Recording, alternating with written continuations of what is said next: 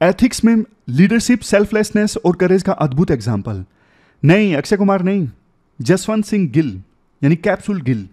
घटना देखो 1989 रानीगंज की है। वेस्ट बंगाल के रानीगंज में कोल माइनिंग चल रही थी एक साइट पे, और कोल माइनिंग के दौरान दीवारों को जो ब्लास्ट किया जाता है ना आगे रास्ता बनाने के लिए, तो वर्कर्स ने एक ब्लास्ट किया जिसकी वजह से अंडरग्राउंड वाटर का जो पाइप था वो भी फट गया और पूरी जो साइट थी वो पानी से भर गई। ऐसी सिचुएशन में देखो ऑलमोस्ट 150 वर्कर्स जो लिफ्ट के पास थे वो तो तुरंत ऊपर चले गए, लेकिन बच गए 70 वर्कर्स, नीचे फंस गए बुरी तरह से। तो रेस्क्यू ऑपरेशन चलाया गया। रेस्क्यू ऑपरेशन में देखो जसवंत सिंह गिल ने ना बहुत बड़ी भूमिका निभाई। उन्होंने ना एक कैप्सूल बनाया, स्टील का कैप्सूल बनाया। वो बार बार नीचे जाता। जसवंत सिंह गिल जो बहुत बड़ी पोस्ट पे थे, एडिशनल चीफ माइनिंग ऑफिसर के तौर पे काम कर रहे थे, वो हर बार कैप्सूल में नीचे जाते और एक वर्कर को ऊपर लेके आते। इस प्रकार से जब तक लास्ट वर्कर को वो ऊपर नहीं लेके आ गए, वो पूरे ऑपरेशन में लगे रहे खुद, और बार बार उस कैप्सूल में खुद नीचे जाते और एक वर्कर को ऊपर लेके आते। तो उनका जो ये करेज था ना, इसके लिए उन्हें सर्वोत्तम जीवन रक्षा पदक से नवाजा गया था 1991 में। इसके अलावा भगत सिंह पूरन अवार्ड भी दिया गया, और इसी पर मूवी बन रही है। ये मूवी रिलीज होगी मिशन रानीगंज 6 अक्टूबर को। अक्षय कुमार की ये मूवी है। लेकिन देखो ऐसे लोग बहुत कम मिलते हैं जो अपनी जान को जोखिम में डाल के दूसरों की जान बचाने के लिए आगे आते हैं। तो ये एग्जाम्पल आप दे सकते हो किस प्रकार से इस ऑफिसर ने इतना बढ़िया काम किया, जसवंत सिंह गिल, जिसको कैप्सूल गिल के नाम से भी जाना जाता है। स्टार्ट करें आज की डिस्कशन। डेट 25 सितंबर है। 3 इश्यूज हम डिस्कस करेंगे डिटेल से। सबसे पहले इशू डिस्कस करेंगे गांधी और अंबेडकर के बीच में कास्ट को लेके क्या डिफरेंस थे। इसके अलावा सेपरेट इलेक्टोरेट का इशू। फिर उसके बाद ये इशू हम डिस्कस करेंगे चाइना स्पोर्ट्स इवेंट्स में भी राजनीति कर रहा है। और तीसरे नंबर पे महिला आरक्षण बिल तो पास हो गया, लेकिन सरकार का कहना है कि फ्रेश सेंसस के आधार पर जो डिलिमिटेशन की रिपोर्ट आएगी ना, और जब वो रिपोर्ट लागू होगी तब जाके महिलाओं को रिजर्वेशन मिलेगा। तो डिलिमिटेशन का क्या इशू है ये हम डिटेल से जानेंगे आज। चलिए डिस्कशन स्टार्ट करते हैं। आज की डिस्कशन का first important article, caste based separate electorates और कास्ट के ऊपर अंबेडकर और गांधी के व्यूज में क्या डिफरेंस है, इस इशू से संबंधित है। आप देखो जीएस पेपर 1 के इस टॉपिक से आर्टिकल को रिलेट कर सकते हो। बेसिक्स की बात पहले करते हैं। 16 अगस्त 1932 इस दिन को ना उस समय ब्रिटेन के प्रधानमंत्री रामसे मैकडोनल्ड ने कम्युनल अवार्ड अनाउंस किया। कम्युनल अवार्ड में देखो प्रोविजन ये था, हमारे देश में कई सारे सेक्शंस, जैसे देखो depressed classes, Sikh, Europeans, Anglo Indians, India based Christians, इन सब कम्युनिटीज के लिए ना सेपरेट इलेक्टोरेट का प्रोविजन किया गया था कम्युनल अवार्ड में। मैं आपको बता देता हूं सेपरेट इलेक्टोरेट में क्या होता है। मान लीजिए देश में टोटल सीट्स हैं 100, और दलित यानी डिप्रेस्ड क्लासेस की जो पॉपुलेशन है वो है 20%।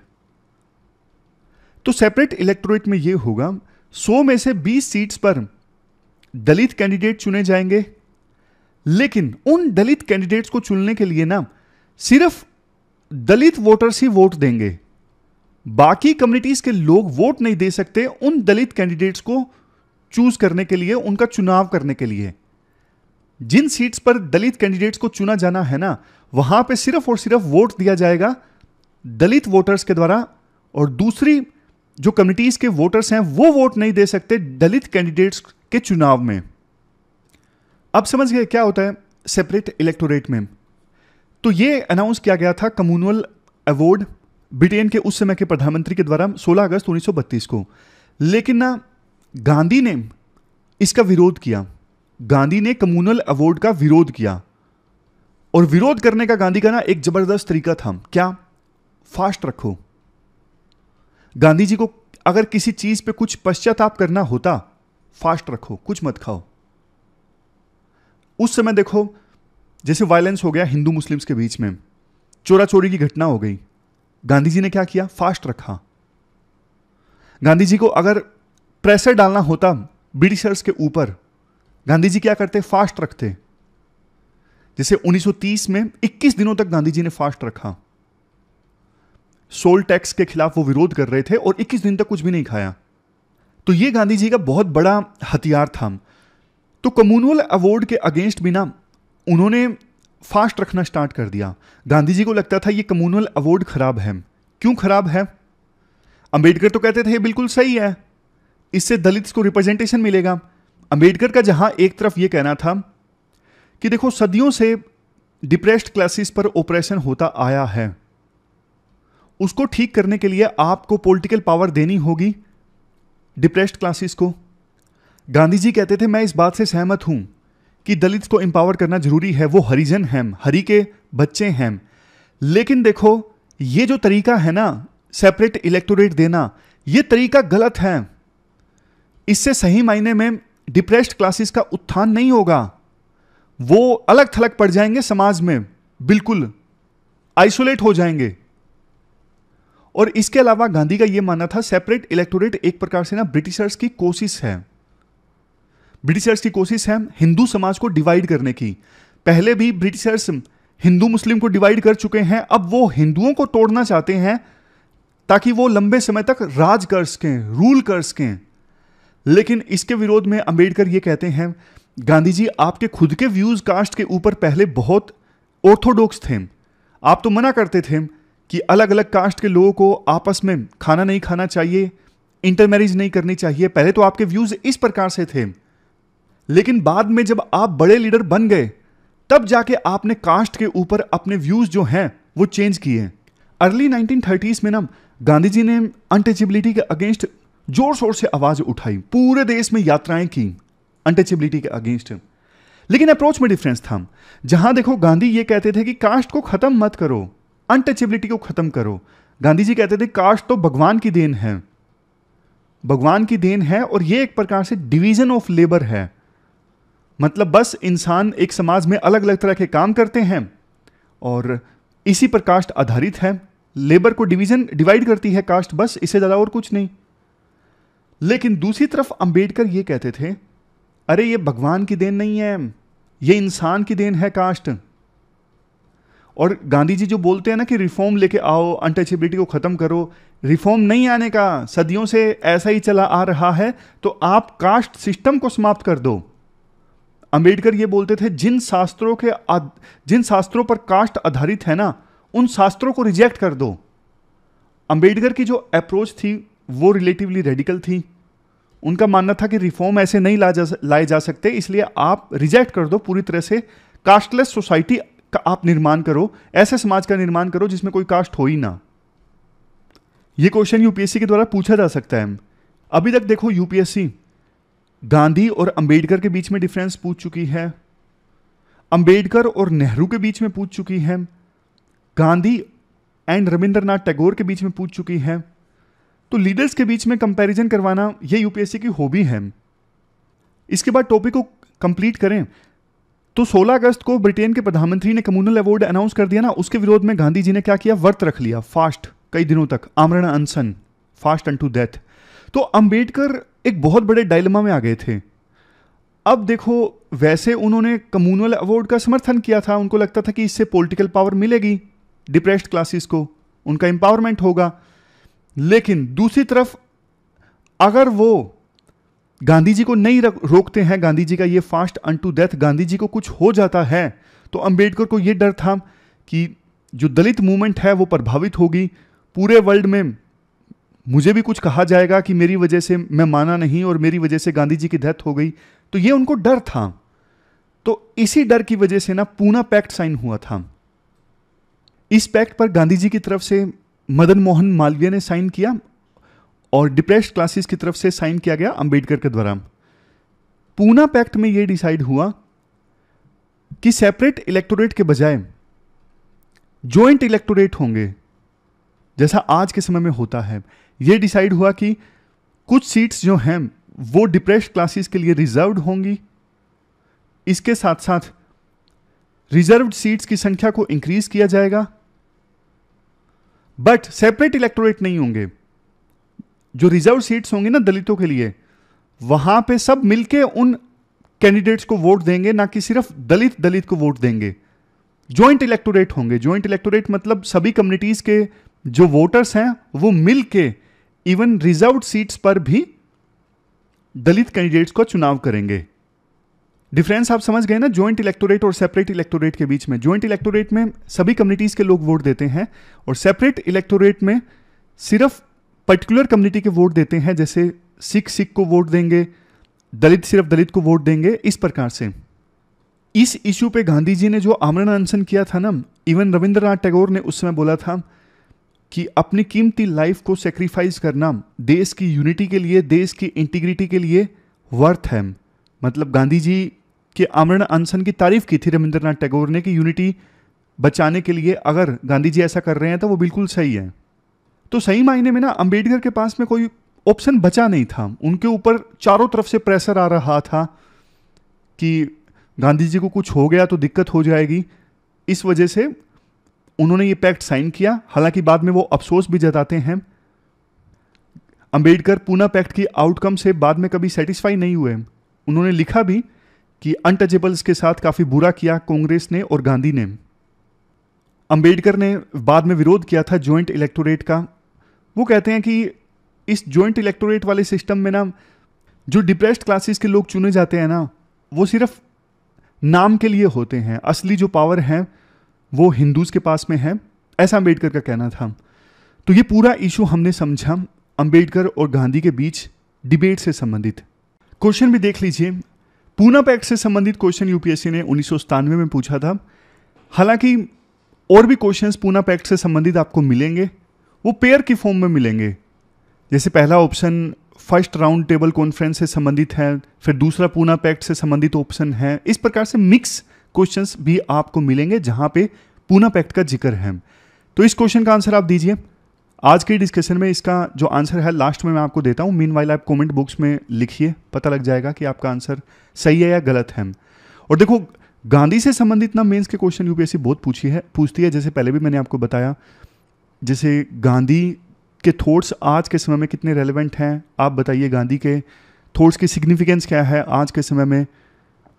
इसके अलावा गांधी और बोस के बीच में क्या डिफरेंस थे।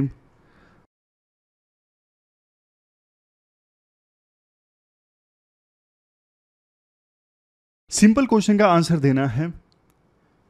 Critically examine the different views of Gandhi and Ambedkar on the caste system. इस सिंपल क्वेश्चन का आंसर आपको देना है 250 वर्ड्स में।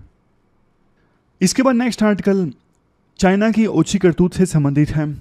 चाइना इवन स्पोर्ट्स इवेंट्स को भी जियोपॉलिटिकल पॉइंट्स के लिए यूज कर रहे हैं। आप जीएस पेपर सेकंड के इस टॉपिक से आर्टिकल को रिलेट कर सकते हो। देखो, चाइना के ना हांगझोउ में अभी एशियन गेम्स चल रहे हैं, 23 सितंबर से स्टार्ट हुए। उन गेम्स में हिस्सा लेने के लिए ना भारत के प्लेयर्स गए और उन प्लेयर्स में 3 अरुणाचल प्रदेश के प्लेयर शामिल थे, जिनके नाम इस प्रकार से हैं। नीमैन वांगसू, ओनिलू टेगा और मेपुंग लामगू। इन तीनों प्लेयर्स को फ्लाइट बोर्ड करने से रोक दिया गया। वैसे देखो, पास्ट में ये देखा गया है, अरुणाचल प्रदेश में रहने वाला कोई पर्सन जब चाइना जाता है ना, तो चाइना उनको स्टेपल्ड वीजा देता है।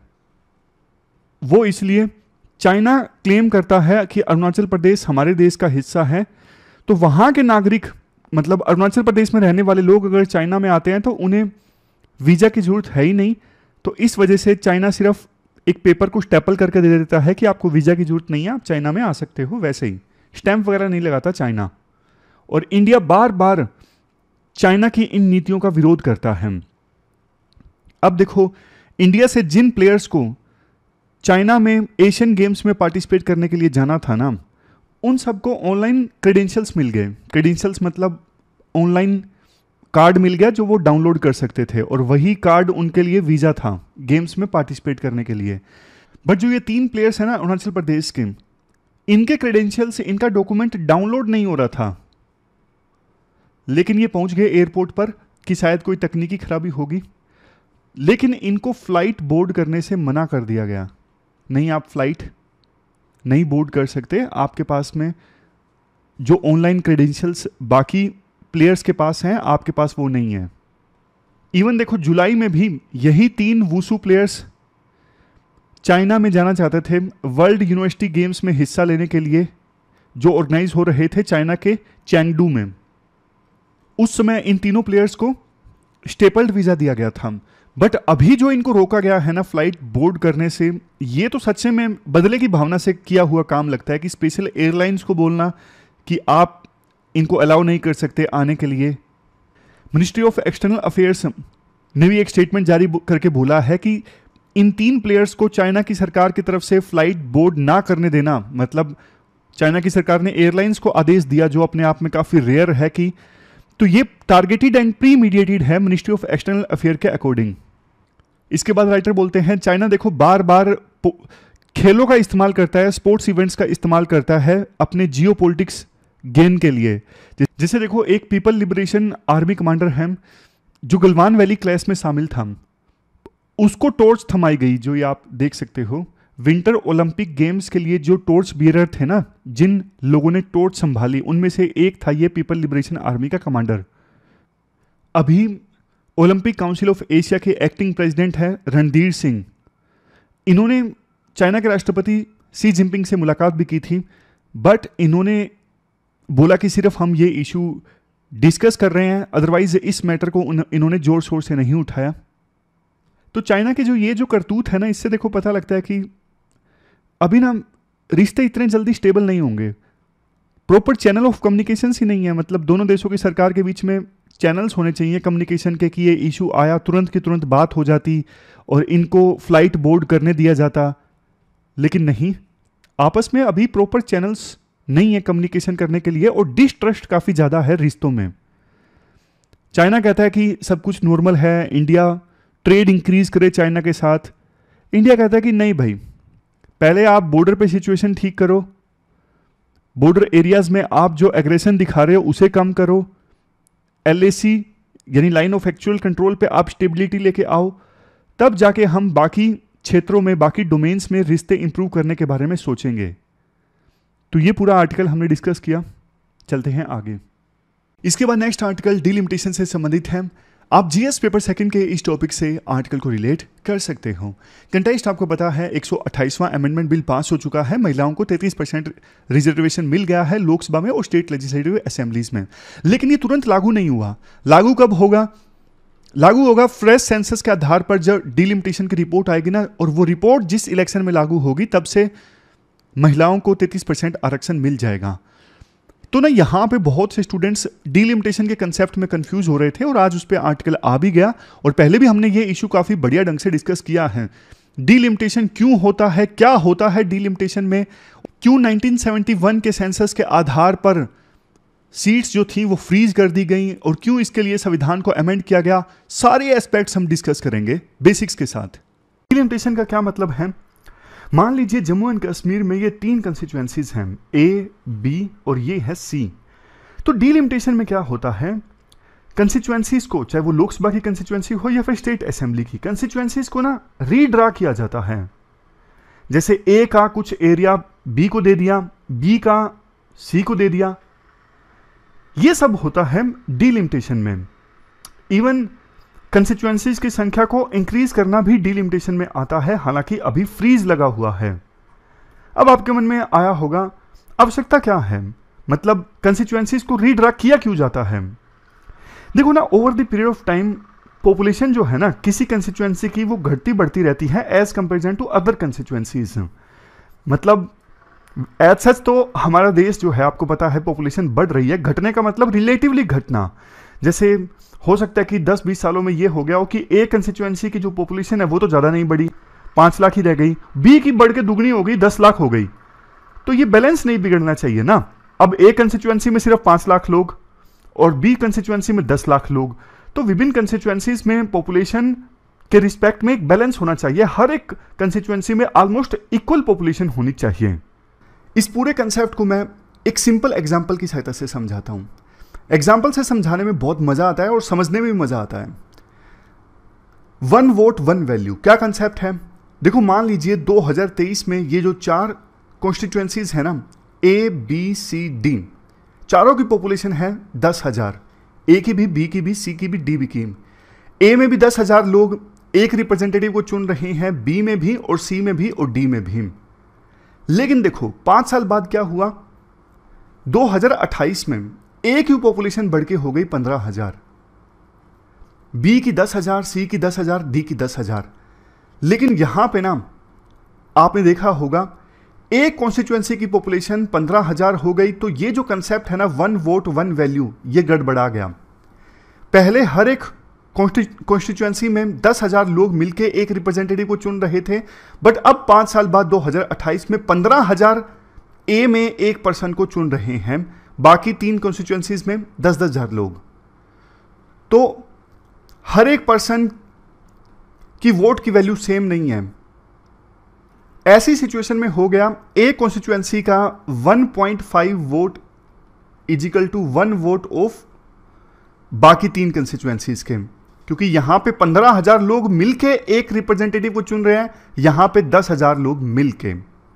इसलिए ये जो 1 वोट 1 वैल्यू का कंसेप्ट है ये डिसरप्ट हो गया। आवश्यकता है डीलिमिटेशन की, मतलब फिर से जो पहले बैलेंस बना हुआ था ना 1 वोट 1 वैल्यू का, वो रिस्टोर करने की। तो डीलिमिटेशन में क्या होता है, ए जो कंस्टिट्यूएंसी था ना इसका कुछ एरिया दे दिया जाए बी को, ये वाला एरिया ये बी को दे दिया, ये नीचे वाला एरिया डी को दे दिया और ये एरिया सी को दे दिया।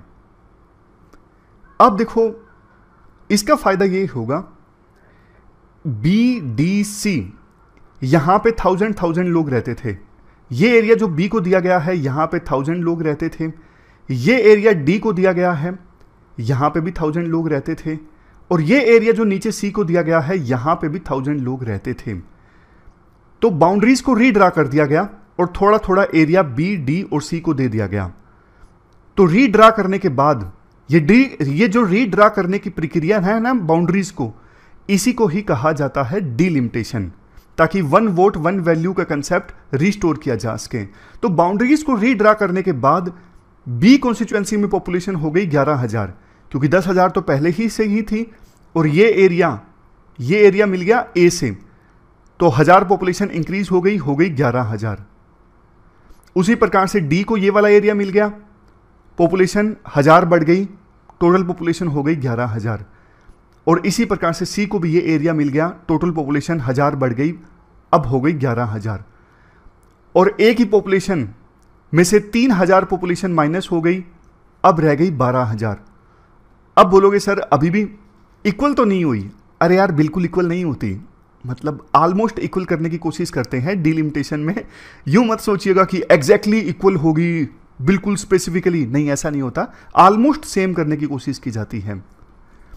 समझ गए डीलिमिटेशन क्यों किया जाता है? 1 वोट 1 वैल्यू रिस्टोर करने के लिए।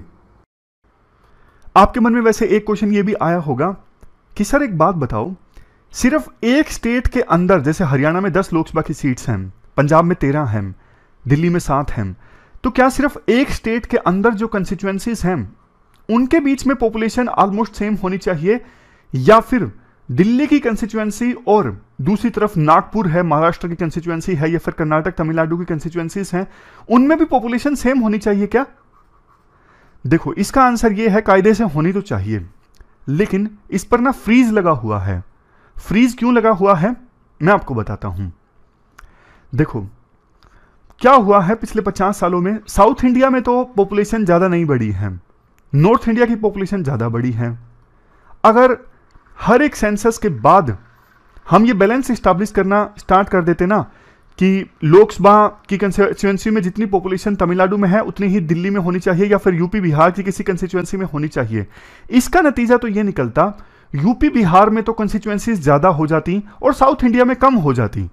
तो साउथ इंडिया के लोगों को तो इसका नुकसान हो जाता ना। एक तो उन्होंने अच्छा काम किया, पॉपुलेशन को स्टेबलाइज किया, लेकिन बैलेंस करने के चक्कर में अब उनकी रिप्रेजेंटेशन पार्लियामेंट में कम हो गई, क्योंकि वहां पे पॉपुलेशन कम रही, बढ़ी नहीं है रिलेटिवली पिछले कुछ सालों में। तो ये सोचते हुए ना फ्रीज लगा दिया था सरकार ने संविधान में अमेंडमेंट करके कि विभिन्न राज्यों में जो एलोकेशन ऑफ सीट्स होगा ना वो 1971 के सेंसस के आधार पर होगा। समझ रहे हो?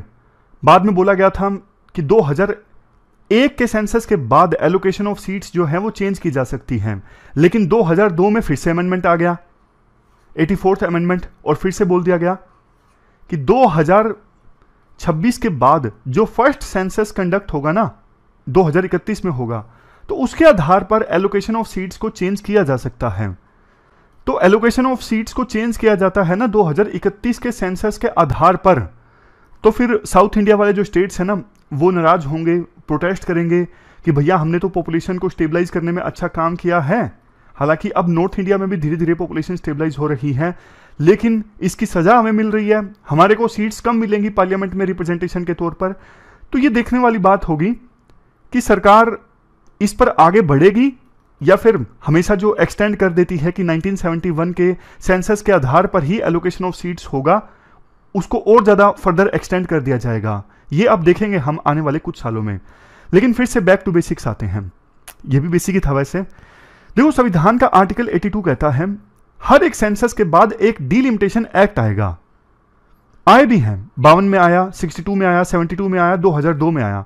लेकिन आपके मन में यह आया होगा, जब बोला गया कि हर एक सेंसस के बाद डिलिमिटेशन एक्ट आएगा, आया तो नहीं, क्या यह संविधान का उल्लंघन नहीं है?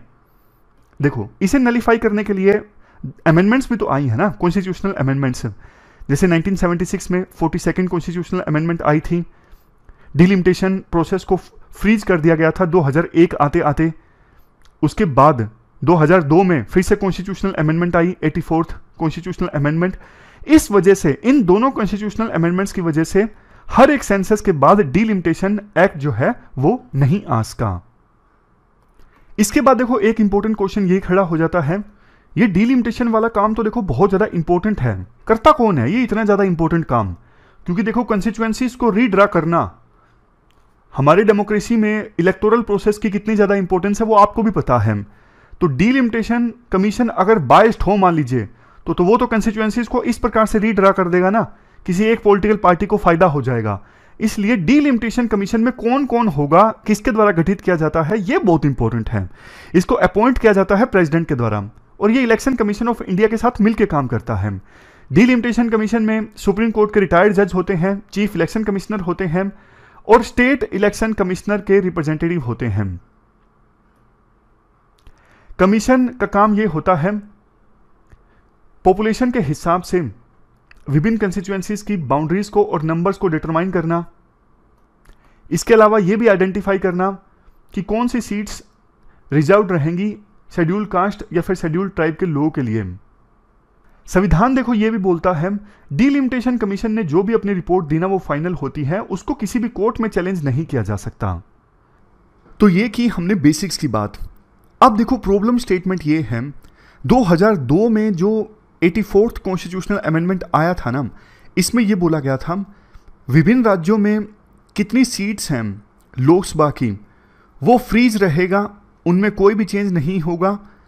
2026 के बाद फर्स्ट सेंसस तक, यानी 2031 के सेंसस तक तो विभिन्न राज्यों में जो लोकसभा की सीट्स हैं वो सेम ही रहेंगी। लेकिन अगर देखो, अब ध्यान से सुनिएगा, अगर देखो फिर से कॉन्स्टिट्यूशनल अमेंडमेंट नहीं आता है इस फ्रीज को एक्सटेंड करने के लिए, तो देखो 2031 के सेंसस के आधार पर डिलिमिटेशन आएगा, और वो पॉपुलेशन के हिसाब से अलग अलग राज्यों में जो सीट्स हैं वो इंक्रीज या फिर डिक्रीज करेगा। लेकिन साउथ इंडिया के स्टेट्स इससे बहुत ज़्यादा नाराज हो जाएंगे, वो बोलेंगे हमारी रिप्रेजेंटेशन पार्लियामेंट में कम हो गई है, हमने अच्छा काम किया पॉपुलेशन को कम करके, लेकिन इसकी सज़ा हमें मिली है, हमारे राज्यों में आपने सीट्स कम कर दी हैं, क्योंकि यूपी वगैरह की जो पॉपुलेशन तो बहुत तेज़ी से बढ़ी है ना। तो क्या किया जाए, क्या सॉल्यूशन हो सकता है ऐसी सिचुएशन में? कुछ पॉइंट्स मैंने इस आर्टिकल से ड्रा किए। पॉइंट्स इस प्रकार से हैं।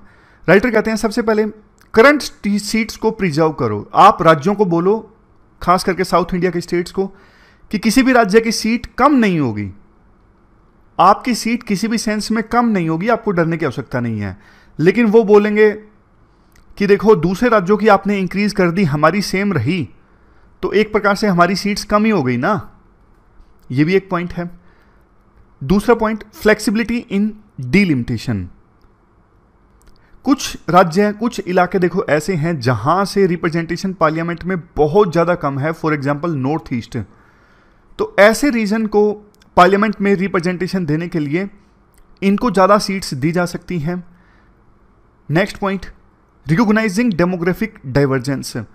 पार्लियामेंट को देखो ये बात ना रिकॉग्नाइज करनी होगी कि पॉपुलेशन ग्रोथ अलग अलग रीजन में सेम नहीं है। साउथ इंडिया में पॉपुलेशन ग्रोथ अब स्टेबलाइज हो चुकी है, जबकि नॉर्थ इंडिया में धीरे धीरे हो रही है।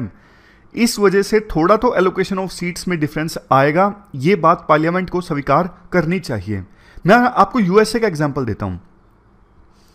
मेरा एक क्वेश्चन आपसे है, क्या यूएसए में भी इसी प्रकार से डीलिमिटेशन होता है? जी हां, हर एक सेंसस के हिसाब से यूएसए में डीलिमिटेशन होता है। यूएसए में क्या है, टोटल लोकसभा की सीट्स कितनी है? 435। जैसे हमारे यहाँ पे लोकसभा है ना, वहां पे उस हाउस को यूएसए में बोला जाता है हाउस ऑफ रिप्रेजेंटेटिव। तो वहां पे टोटल हाउस ऑफ रिप्रेजेंटेटिव में सीट्स हैं 435। अब 50 राज्य हैं यूएसए में, एक एक सीट तो यूएसए ने सभी राज्य को दे दी, बाकी बची 385 सीट्स। अब देखो पॉपुलेशन के आधार पे ये जो 385 सीट्स है ना, 50 राज्यों में डिवाइड होती रहती है हर सेंसस के आधार पर। समझ गए? यूएसए में भी हर 10 साल बाद सेंसस कंडक्ट होता है और उस सेंसस के आधार पर 385 सीट्स जो हैं वो यूएसए के 50 राज्यों में रीडिस्ट्रीब्यूट कर दी जाती हैं। है टोटल 435, लेकिन 50 तो एक एक राज्य को दे ही दी जाती है, 50 तो वैसे ही कम हो गई। तो ये आप ध्यान से देखिए, ये तस्वीर 2010 के सेंसस के आधार पर, ये नीले वाले जो राज्य हैं ना यूएस के, यहां पे सेंसस के आधार पर सीट्स इनको ज्यादा मिल गई, 4 ज्यादा। ये जो लाइट ब्लू कलर वाले हैं इनको 2 सीट ज्यादा मिल गई। कम कौन से राज्यों की सीट हुई? जैसे ये देखो, ये डार्क ग्रीन वाले हैं, इन्होंने 2 सीट खो दी अपनी पॉपुलेशन के आधार पर, क्योंकि यहां पे पॉपुलेशन स्टेबलाइज हो गई, कम हो गई या फिर इक्वल रही। न्यूयॉर्क ने भी अपनी 2 सीट खो दी। तो यूएसए में हर 10 साल बाद कोई राज्य सीट खो देता है, किसी की इंक्रीज हो जाती है, बट इंडिया में ऐसा नहीं होता। इंडिया में राज्य मानने को तैयार ही नहीं होते कि हमारी सीट आपने कम कैसे कर दी। नेक्स्ट पॉइंट है इस्टैब्लिशिंग ए नॉर्मेटिव प्रोपोर्शनलिटी। इसका मतलब ये है कि पहले तो ना डीलिमिटेशन कमीशन या फिर सरकार, पार्लियामेंट सबसे पहले ये डिसाइड कर ले कितनी जनसंख्या के पीछे एक रिप्रेजेंटेटिव होना चाहिए। मान लीजिए डिसाइड कर लिया कि हर 10 लाख के पीछे एक रिप्रेजेंटेटिव होगा, या फिर हर 15 लाख लोगों के पीछे एक रिप्रेजेंटेटिव होगा। पहले प्रोपोर्शन डिसाइड कर ले, उसके बाद एक्सेप्शंस दी जा सकती हैं कि इस राज्य में एक्सेप्शन है, पॉपुलेशन कम है, इसलिए यहां पे 7 लाख के पीछे एक रिप्रेजेंटेटिव होगा। मतलब पहले ओवरऑल पूरे देश के लिए आप एक रेशो डिसाइड कर लो कितने लोगों के पीछे एक रिप्रेजेंटेटिव होना चाहिए, उसके बाद एक्सेप्शन दी जा सकती है कुछ एरियाज को। Next, accommodating marginal voices. अब देखो कुछ वॉइसेस ऐसी हैं जैसे एल्डर्स हैं, ट्राइबल्स हैं, उनकी पार्लियामेंट में रिप्रेजेंटेशन कम होती है, तो उनकी रिप्रेजेंटेशन इंश्योर करने के लिए काम किया जाए। सबसे लास्ट में माइग्रेशन इंपैक्ट। माइग्रेंट वर्कर्स एक स्थान से दूसरे स्थान पर जाते हैं, तो डीलिमिटेशन में ना माइग्रेंट पॉपुलेशन का भी ख्याल रखा जाए। लास्ट में आप एक बार इंडिया टुडे की रिपोर्ट भी देख लीजिए कि फ्रेश सेंसस के आधार पर अगर डीलिमिटेशन होगा ना, तो फिर साउथ इंडिया के स्टेट्स को नुकसान होगा, तमिलनाडु को 8 सीट्स का नुकसान होगा, आंध्र प्रदेश और तेलंगाना को मिला के 8 सीट्स का नुकसान होगा, केरला को 8 सीट्स का नुकसान होगा, क्योंकि इन राज्यों में पॉपुलेशन स्टेबलाइज हो गई है। फायदा होगा उत्तर प्रदेश, बिहार को, जहां पे पॉपुलेशन काफ़ी ज़्यादा इंक्रीज हो गई है, राजस्थान को फायदा होगा, मध्य प्रदेश को भी। तो इस वजह से देखो इस पर ना प्रॉपर डिबेट होना जरूरी है। ये पूरा आर्टिकल हमने डिस्कस किया डीलिमिटेशन से संबंधित। अब आप क्वेश्चन देख लीजिए, ये डीलिमिटेशन वाला क्वेश्चन आप पढ़िए। मीनवाइल जो पिछला क्वेश्चन था पूना पैक्ट वाला, उसका आंसर मैं आपको दे देता हूं। पूना पैक्ट वाला क्वेश्चन का आंसर आपने क्या लिखा कमेंट बॉक्स में बताइए। इसका आंसर देखो डी है, पूना पैक्ट वाले क्वेश्चन का। जॉइंट इलेक्टोरेट का प्रोविजन किया गया था हरिजन्स को रिजर्वेशन देके, और अभी जो मैंने आपको क्वेश्चन दिखाया, पहले आप इसका कमेंट बॉक्स में लिखिए, फिर ऑनेस्टली एनालाइज कीजिए कि आपका सही है या गलत है। इसका आंसर सी है, दोनों स्टेटमेंट्स सही हैं। डीलिमिटेशन कमीशन के ऑर्डर को कोर्ट ऑफ लॉ में चैलेंज नहीं किया जा सकता। और दूसरी स्टेटमेंट, डीलिमिटेशन कमीशन की रिपोर्ट को जब लोकसभा और स्टेट लेजिस्लेटिव असेंबली में रखा जाता है तो कोई मॉडिफिकेशन नहीं की जा सकती ऑर्डर में। तो दोनों स्टेटमेंट्स सही हैं। 2012 का ये क्वेश्चन है। तो इस डिस्कशन में फिलहाल इतना ही है। Thank you very much for discussion.